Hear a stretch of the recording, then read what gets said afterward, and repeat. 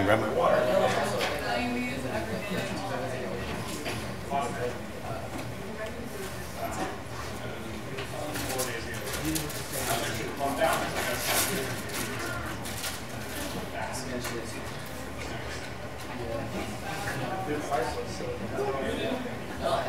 So are you pretty much set to? Sure. So Anytime.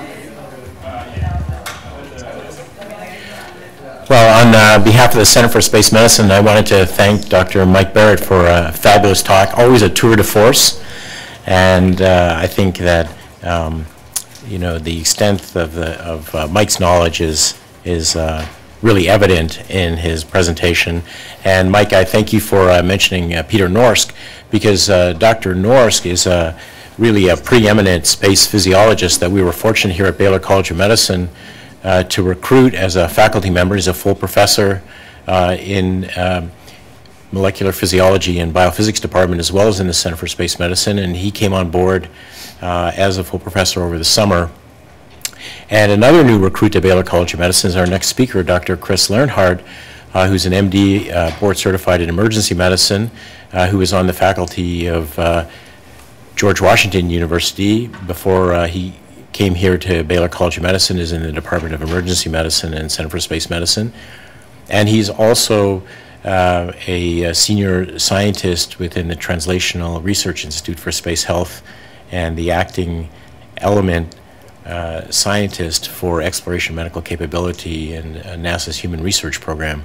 So Chris, we're really thrilled to have you here as a new faculty member at Baylor College of Medicine, and look forward to a very interesting talk.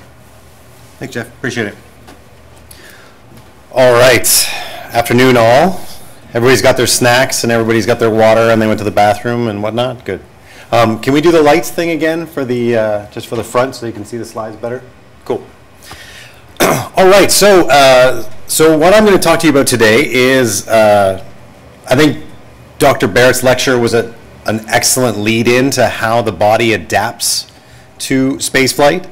What we're going to talk about now is when the body doesn't deal as well with spaceflight or some other illness or injury occurs. So how do you actually provide medical care in space?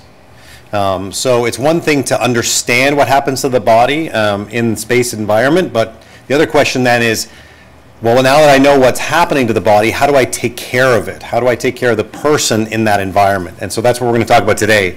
And so my job at NASA is to help design medical systems for future space exploration. So if we're going to go to the moon, we're going to go to Mars, if we're going to take a medical system, my job is to help design that medical system. All right, so what are we going to do today? So I'm going to tell you a little bit about historical medical kits. We're going to talk about some of the upcoming missions and the medical challenges associated with those missions. How do we determine what the risks of flight are, both in the medical realm and the broader risks of flight?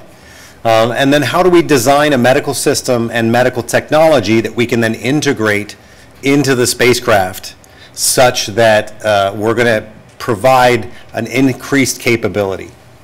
By the end of today, I hope that you'll be able to describe some of the key principles of extreme environmental medicine, identify the challenges associated with telemedicine and remote medical support, analyze some of the steps necessary to increase your clinical autonomy in the flight environment, and outline how using systems engineering principles can help improve medical system design.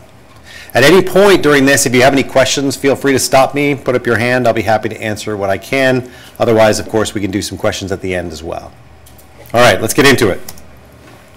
So a number of years ago, there was a group that was brought together at NASA's request to talk about how we're going to provide medical care for exploration.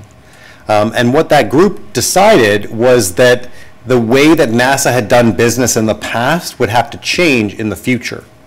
And so what they recommended was essentially that you're going to have to look at a more integrated engineering approach to a medical system as opposed to what we've had historically. So what have we had historically? Well, it looked like this. This was Project Mercury. This was one astronaut for a pretty short period of time. And they had a bunch of stuff in there that you would anticipate you would take if you were going away for a weekend to like Mexico, right? Some antibiotics, some decongestants, a couple of bandages. It wasn't exactly a robust medical system, if you will. From Mercury, we went on to Gemini, which was 2 astronauts, and Apollo, which was 3 astronauts, longer duration missions, further and further away. So you can see that the medical kit starts to get larger. But it's still not very robust. There's still not a lot of stuff in here. If something serious were to happen, they would not have necessarily been able to deal with it on board. The other factor, of course, to consider in the Gemini and Apollo missions was that there was no physician on board. So more advanced medical care was simply not possible. These kits, when you see them, they're pretty small. And the way that historically this has worked in medicine is the whole spacecraft gets designed, and somewhere along the process, the engineers say, see that little cubby hole over there? Fit whatever medical stuff you can fit into that. It was never part of the design. It was an afterthought, frankly. And as a result, you end up with very small kits with limited capabilities.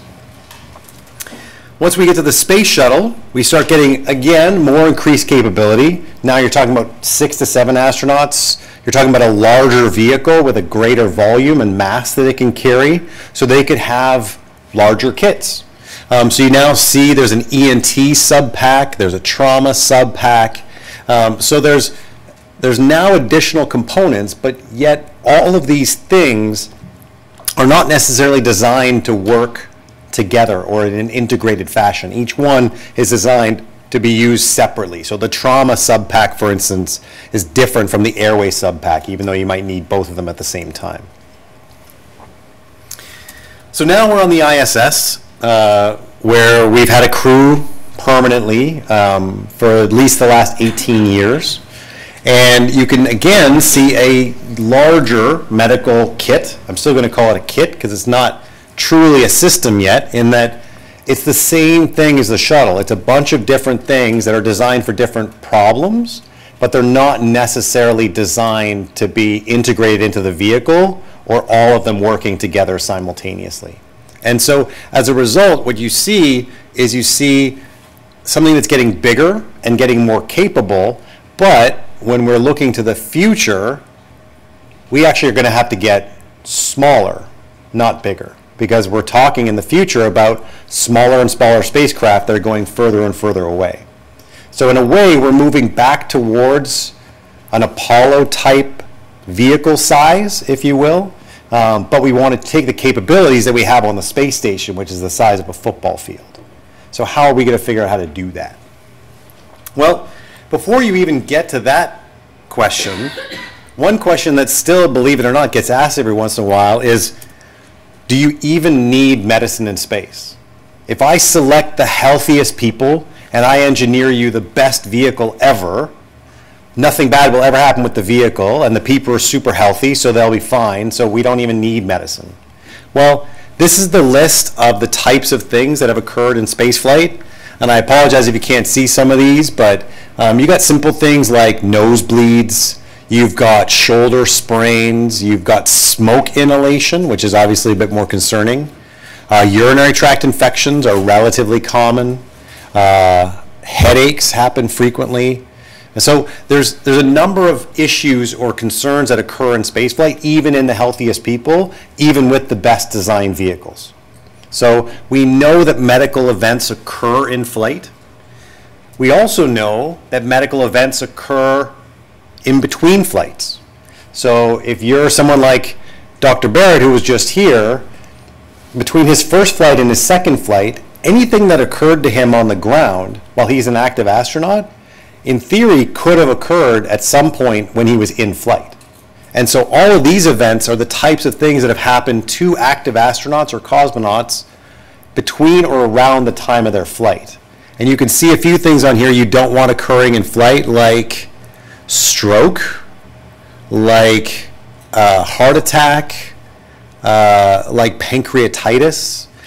So any of these events could have occurred in flight We're lucky that they didn't.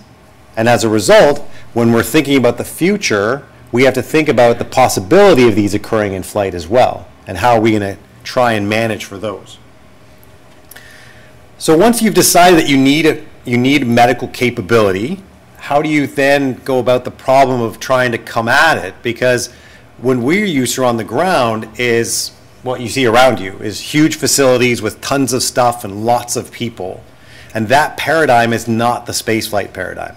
In fact, the space medicine paradigm is an extreme environmental medicine paradigm. So it doesn't matter if you're in space or on the top of Mount Everest or in a submarine or in the desert or in the forest. These principles apply. And so the first one is you have a paucity of resources at your disposal. You have a lack of access to definitive care. You have limited to absent evacuation capabilities. You have significant clinical autonomy, meaning you can't just phone a friend or ask for a consultation. You're the one making the decisions.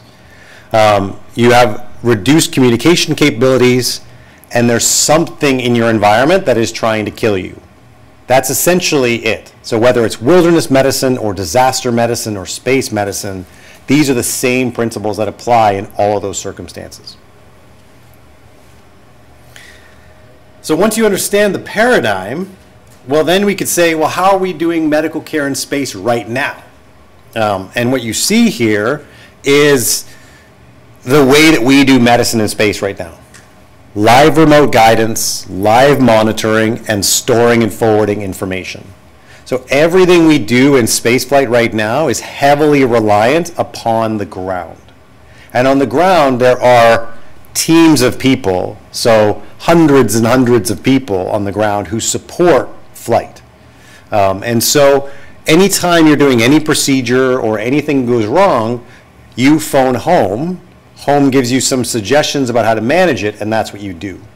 They certainly practice their emergency procedures, but anything beyond a very constrained number of emergency procedures, everything is call home and ask for help.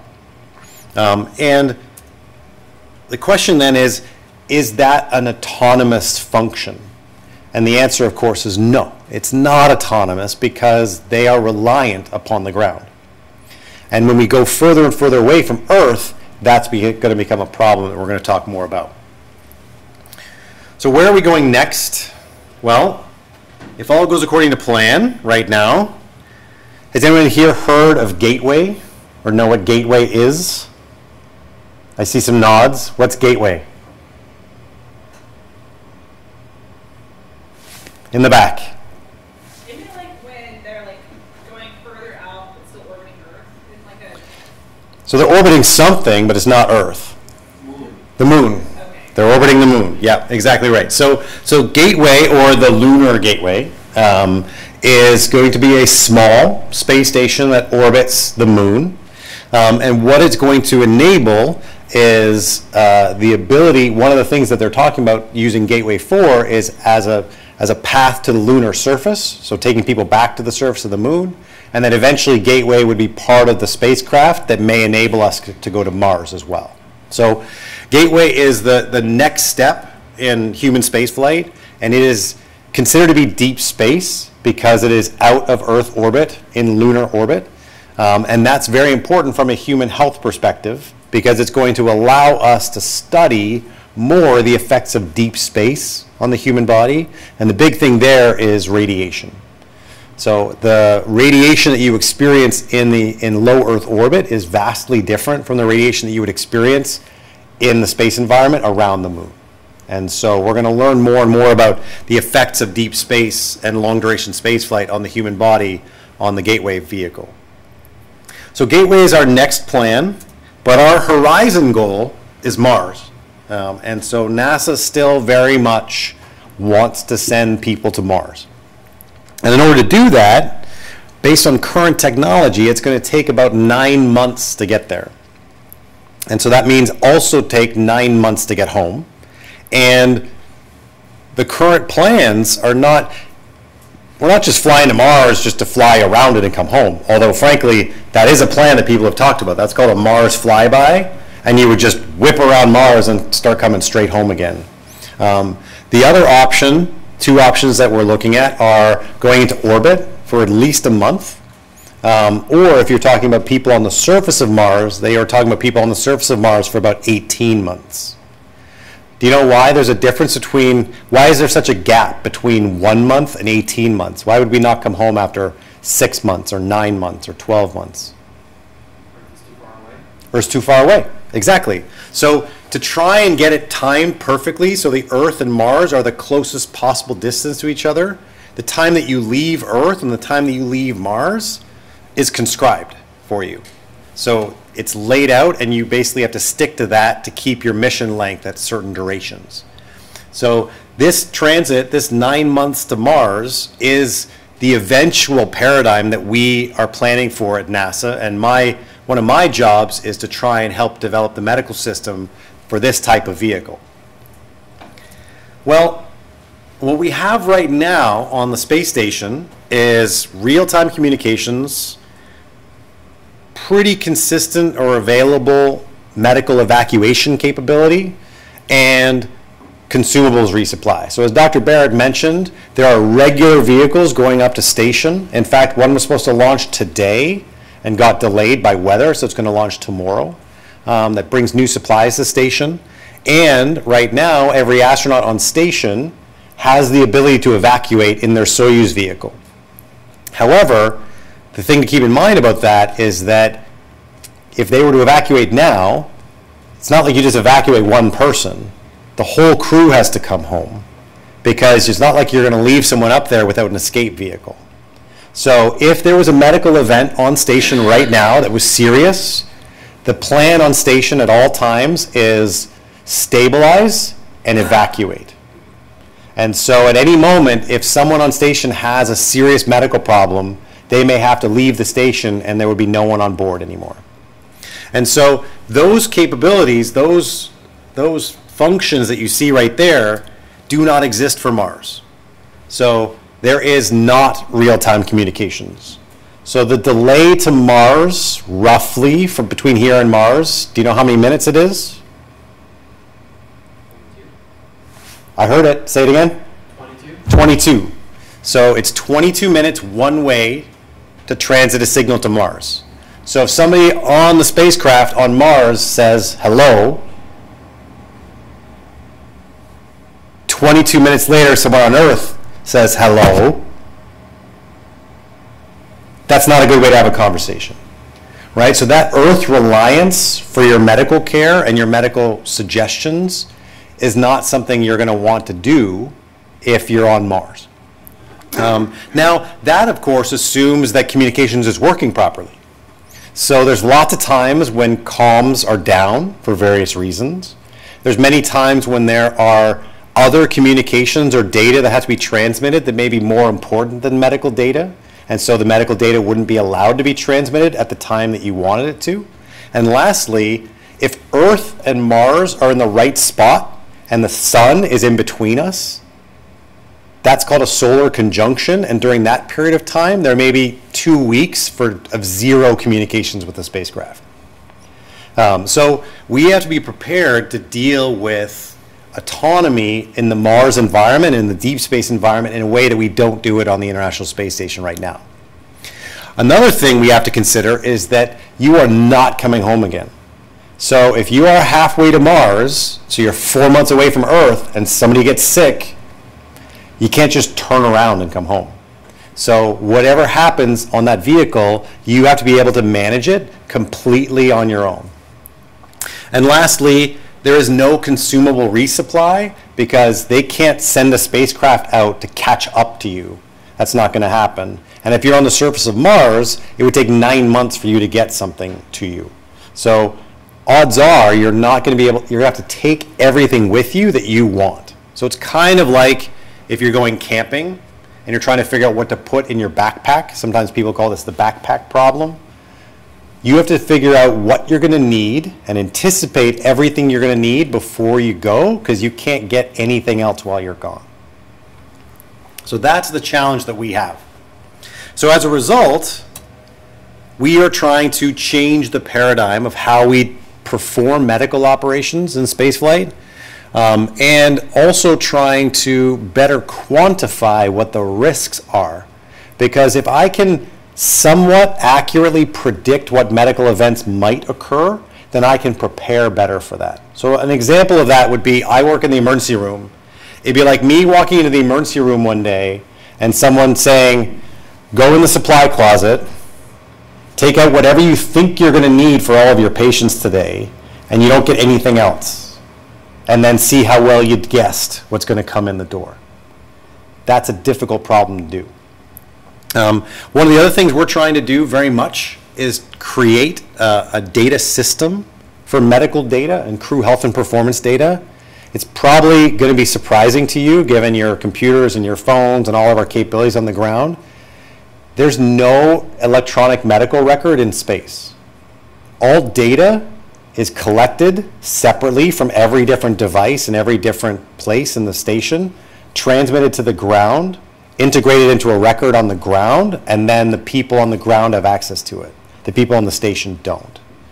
So they can't do their own care necessarily, or have all their own data management, because they don't have a data system. So that's another thing we're working on. And lastly, we are XMC, my group is trying to take the human system and help that to engineer that to be part of the vehicle and the mission design going forward.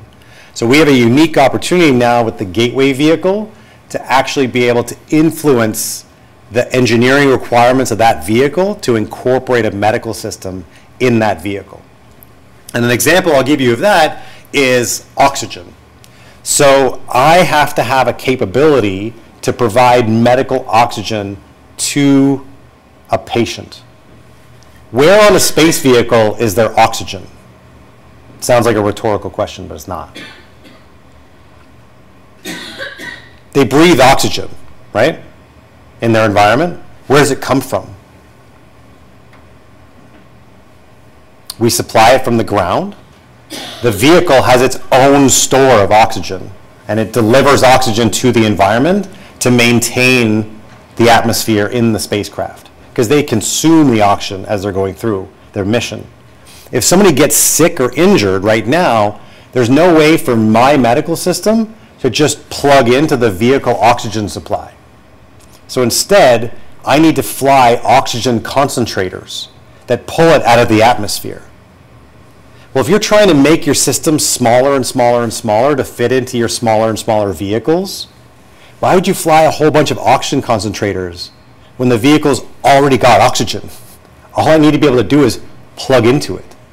But we can't do that right now.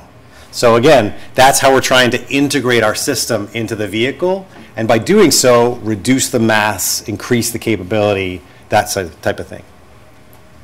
All right, so how do you bound a problem where you don't know what is going to happen and anything could happen?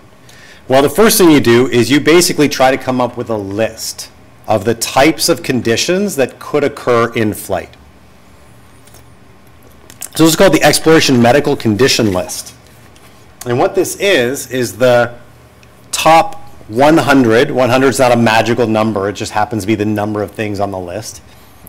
It's the top 100 things that we believe could occur in flight. So we believe that for one of two reasons. One, it's because it's already occurred in flight. So 47 things on this list have occurred in flight.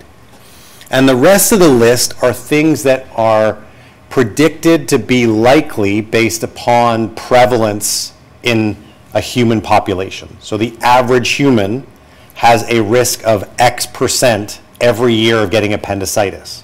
Whether you're in space or on ground, that percentage doesn't change. So that's how we define what's on this list. So what do is we take that list of conditions. Those are the things that we either know can occur or will occur, or things that we believe could occur based upon probabilities.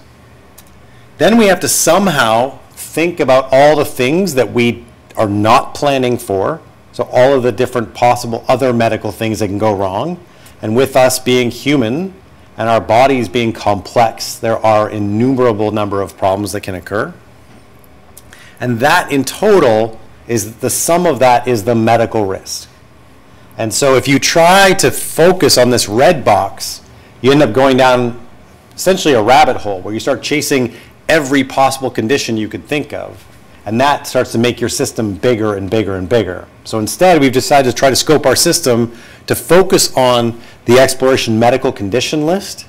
But in a perfect world, we're going to have a robust and flexible system where the things that I incorporate into my system to deal with the top box, I'll be able to modify or adapt or use for things that come up in the red box at the bottom. In order to predict this risk, we do two things. We look at real-life flight, and we look at simulations. And so, all right, there we go.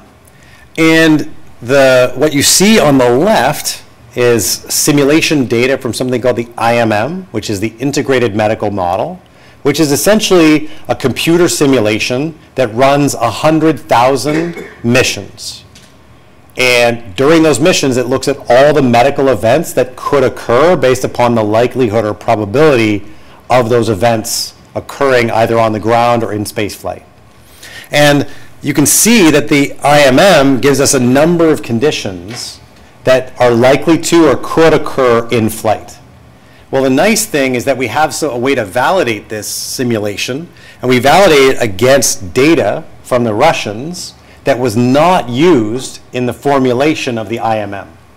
So you can see there that the IMM says it's pretty likely that someone's going to get a dental abscess, and then you see in the Russian flight data that they almost evacuated because someone had a dental abscess.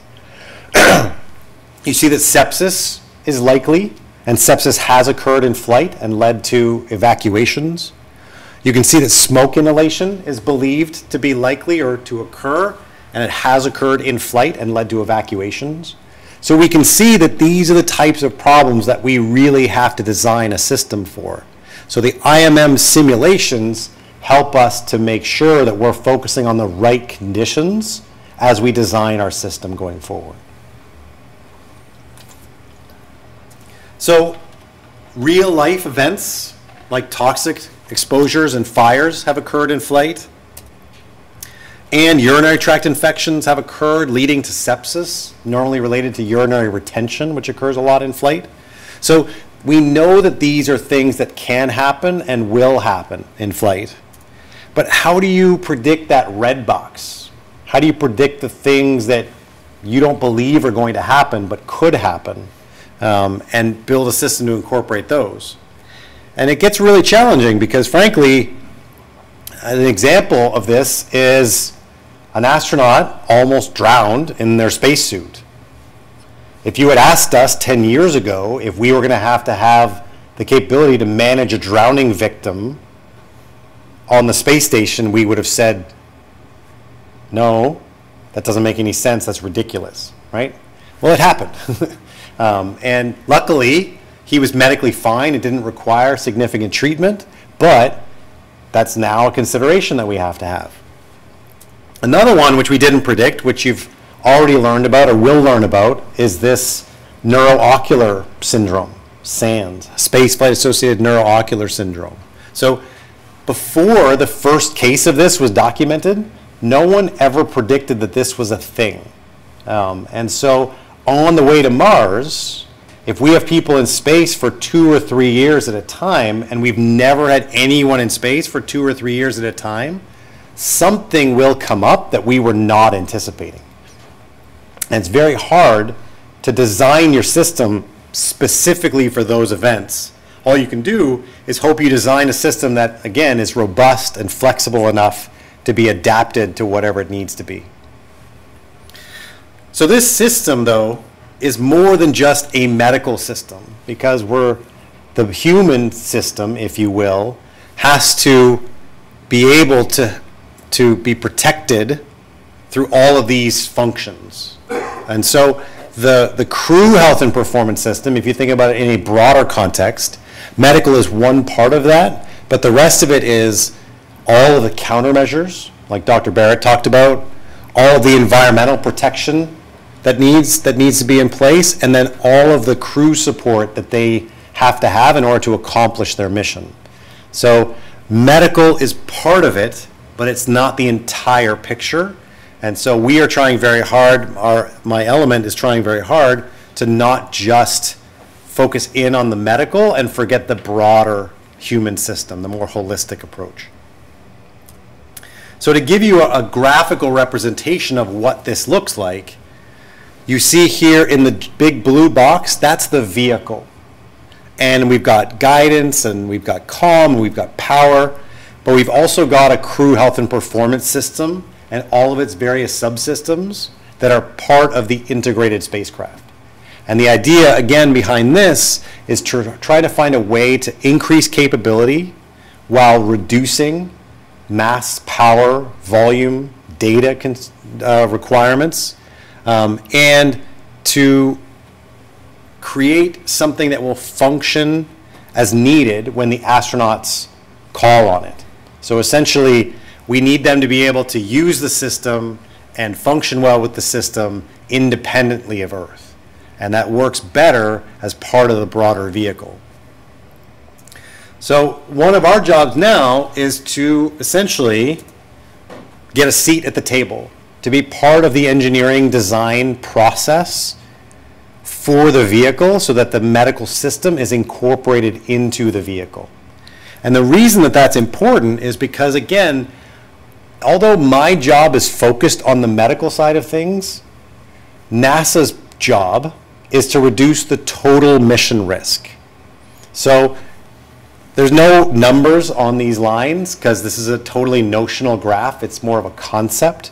But the idea is if I focus on that red line, I'm going to start working towards a system that's getting bigger and more complicated so I can manage more conditions and therefore reduce the medical risk.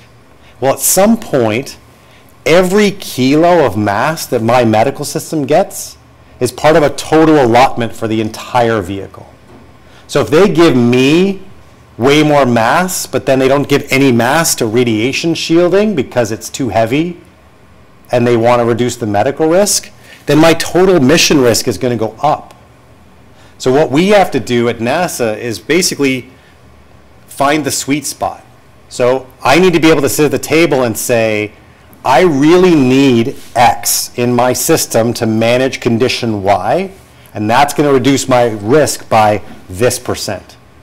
And then the planners of the mission are going to look at that and say, that risk, although it's possible, I'll accept that risk because I need that mass or that volume or that power for this other system, which has a much higher risk than that medical condition. At which point, I will say thank you very much and I'll move on to the next thing that I need. So the job of everyone at the table is to, at this table, is to not just be thinking of their own system, but be thinking of their system as part of the broader system and to try and make sure that we only ask for things that we need. I'll give you a great example. Does anyone know how you treat decompression sickness on the ground?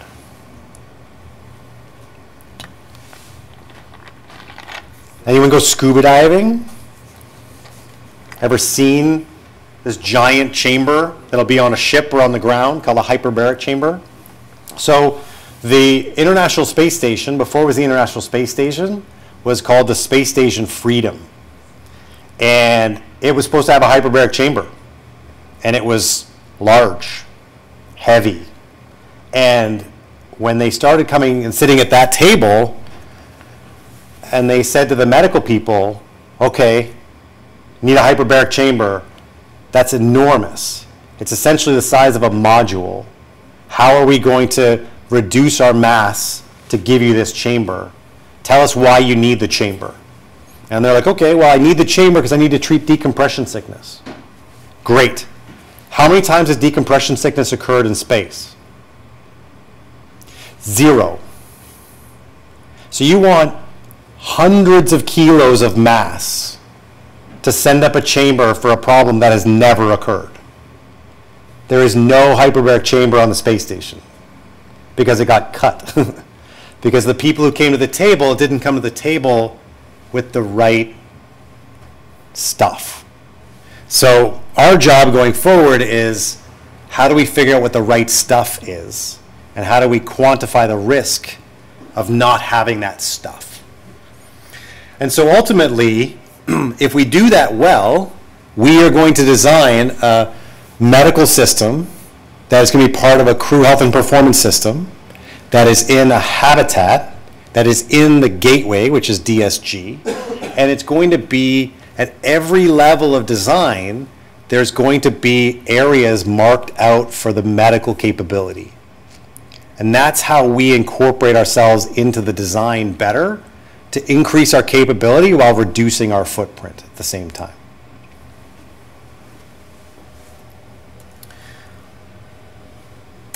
This is a very complicated requirements process that we are not going to get into right now. But essentially, if you are interested in engineering and you're interested in systems engineering, this is how you determine what a requirement is. Do we have any engineers in the room? What's a requirement? I'm not sure how to answer that. It's a challenging question because an engineer inherently knows what a requirement is, and non-engineers don't necessarily understand it. A requirement says, the medical system shall. So a requirement of the medical system is, the medical system shall perform imaging. The requirement doesn't define how it happens, but just says, this is the capability that I need, and then the engineers help you to determine how to meet that function, if you will. So to come up with requirements, you need to start with all of your needs, goals, and objectives from all the different stakeholders. You need to then decide what your concept of operations looks like. So if you were to say a day in the life of the gateway, for instance, what are the types of medical things that could occur on any given day in gateway operations? And if it were to occur, how would it play out? What are all the different things you would need along the way to manage that condition? And as you come up with that concept of operations, you can then define functions. And as you define functions, you can then define requirements. And then ultimately, as you create those requirements, you analyze and trade those requirements back and forth. So that's what that table is. That's people trading stuff back and forth. Then you settle on a design, and then you set out to build the design. And after you've built the design, you then go back and verify that all the requirements have been met. That's the systems engineering approach. And that's what we're trying to apply to medical system design in a way that hasn't been done before. But we also understand inherently that we cannot take an intensive care unit or a hospital or an emergency department. We are not going to have the footprint that allows for that. So how do I basically take everything I have and put it into one place? And how do I miniaturize and incorporate all those technologies in a way that makes it smaller and smaller, while also either maintaining capability or even increasing capability? That's our challenge right now. One other thing to consider, though, is that over time, we may start to find ways to replace the physician on board with newer technologies. Now, the good news for us, at least in the short term, is that this is not happening anytime in the near future. But we're working towards it. And I personally, as a physician, welcome all the help that I can get. If you're in the emergency department and there are 1,000 different types of rashes that could come in, and someone comes in one day with a rash that you don't recognize, if you can take a picture of that, load it up into the computer, and the computer will come back to you and say, based upon the analysis of 10,000 like images, this is probably one of 5 conditions. That's amazing. Thank you so much. Now I can go and work those 5 conditions without having to figure out which of the 10,000 or 1,000 types of rashes this might be.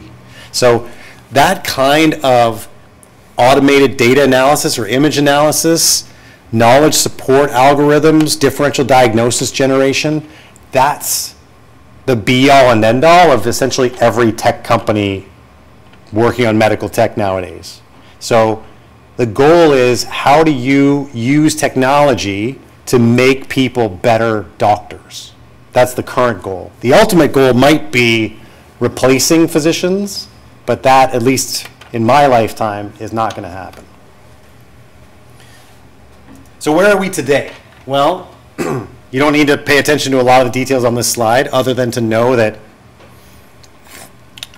Exploration Medical Capability is designing and building a medical data architecture for flight, so that in a perfect world, all of my lab analysis devices and my urine analysis devices and my ultrasounds, all that data is going to feed into one place.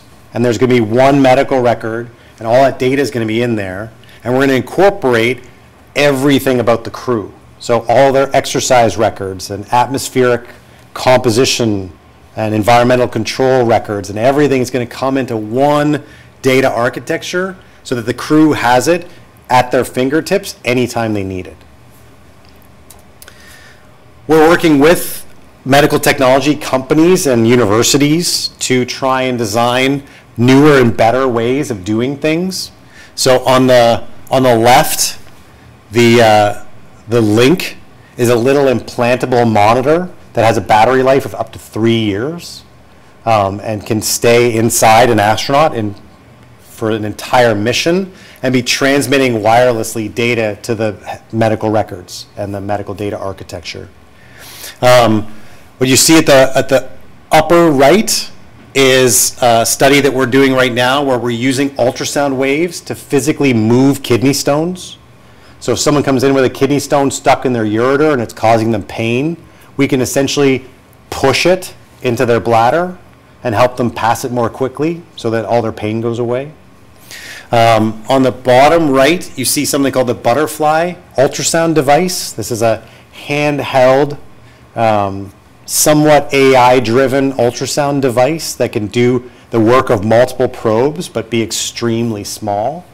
These are the kinds of technologies that we're looking at for the future, and some of these we're investing in as well to study them more or to design them further. We're also looking at better training and support for the crew in mission, because right now there's an astronaut that is a physician, but in the future on the Gateway vehicle, the crew may not have a physician. So if I have to teach them how to do a procedure in flight, how am I going to do that if I didn't already teach it to them on the ground? Or maybe I taught it to them on the ground, but it's been 6 months, they can't remember how to do it, and I got to give them a little refresher course. So we're working on technology that's going to help us to do better, what we call just-in-time training or refresher training for our crews, so they'll be able to perform medical procedures with more accuracy and ability. And going forward, this may have things incorporated into it like augmented reality. So this is a study that we're working on right now where you can actually, while you're doing the ultrasound, you see the ultrasound image in your heads-up display. And when your hand position isn't correct as you're doing the ultrasound, you actually get heads-up display feedback that shows you how to move the probe into the right position to get the perfect image. And so this is the kind of guidance that we're hoping we're going to have in flight. But this is also the kind of thing that would be super useful on the ground. For any person anywhere who's trying to do an ultrasound in an emergency department and you're having trouble getting the best image, if you could put on a HoloLens, look through it, and get guidance to get the perfect image and see it in your heads-up display and record it at real time, that's going to make your job a lot easier. So in the end, we are making progress towards a more integrated system and a more robust system, if you will, and this is an example of that. This was where we took our medical data architecture and we incorporated it with flight software, which is essentially the avionics software of the spacecraft. And in this facility, we were able to do real-time exercise, have health monitoring and exercise monitoring that was transmitted real-time through core flight software into the medical data architecture for use by the crew in simulation real time. So we're actually demonstrating this technology every year as we become more, as it becomes more robust and we develop it further. We're demonstrating the ability to integrate all these systems together. And now we're hopefully going to get a seat at the table with the Gateway spacecraft so that we can integrate a medical system right into the Gateway vehicle going forward. So in conclusion, the human being must be integrated into the space mission in the same way in which all other aspects of the mission are integrated. That was the charge that we were given almost 20 years ago, and we are closer today than we have ever been. We were never really that close in the past, so we're actually making good progress now and getting a lot closer than we have before. All right, we're almost on time. Let's do some questions. Which of the following is not a key principle of extreme environmental medicine?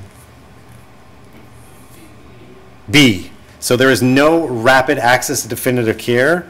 There is a limited or no access to definitive care. Exactly right.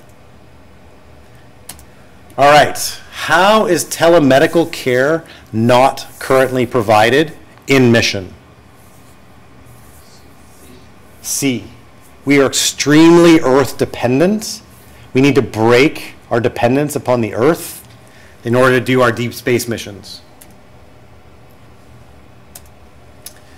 Which of the following medical considerations will not apply to a Mars transit mission?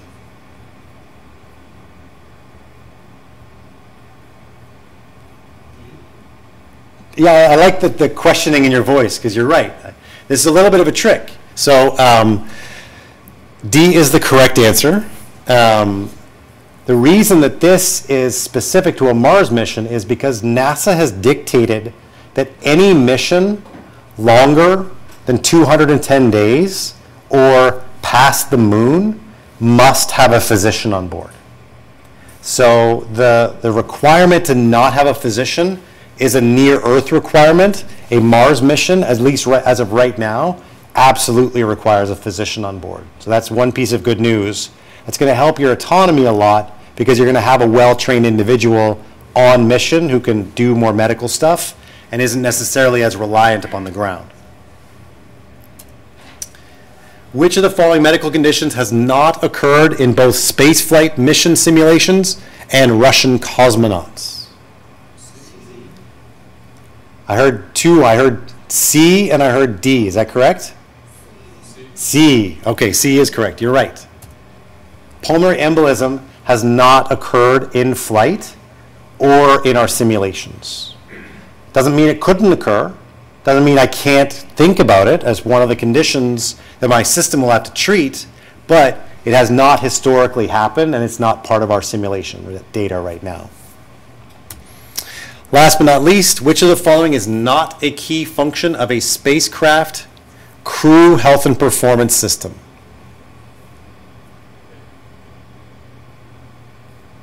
I heard one person.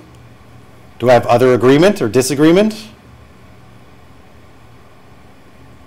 I see heads nodding. What are you nodding to? A, correct. So vehicle navigation and guidance is part of the broader vehicle system.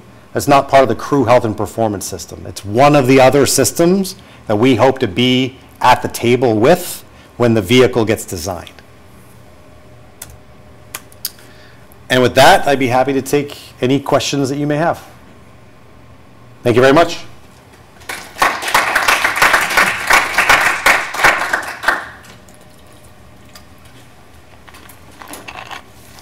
Yes, please.